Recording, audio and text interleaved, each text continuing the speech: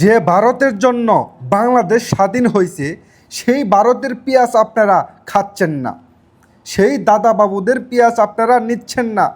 এর চাইতে দুঃখজনক বিষয় আর কি হতে পারে? একবার ভেবে দেখুন তো ভাইয়েরা। দাদাবাবুরা অনাহারে পড়ে আছে।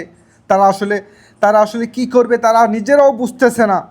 কোটি কোটি টাকার পেঁয়াজ বাংলাদেশে তারা রপ্তানি করতে পারতেছে না।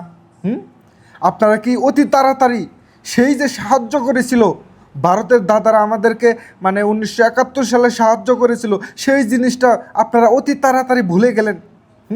এটা কোনো কথা? এটা আসলে কি কোনো মানা যায় ভাই? বলেন তো। নাটক কম করো প্রিয়। এই সমস্ত কথা, এই সমস্ত জিনিস দোহাই দিয়া আর কতদিন চলবারে ভাই? আর কতদিন? এই যে পেঁয়াজ বাংলাদেশে, ইন্ডিয়ান পেঁয়াজ আসলে বাংলাদেশের পেঁয়াজের দাম বাইরে যায় 120 টাকা কেজি।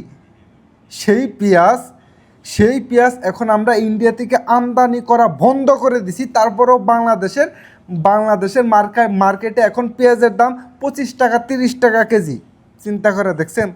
সিন্ডিকেট, মানে ভারতের যে ব্যবসায়ীরা আছে তারা যে পরিমাণ সিন্ডিকেট করতে, এটা আসলে ভাষায় প্রকাশ করার মতো না রে।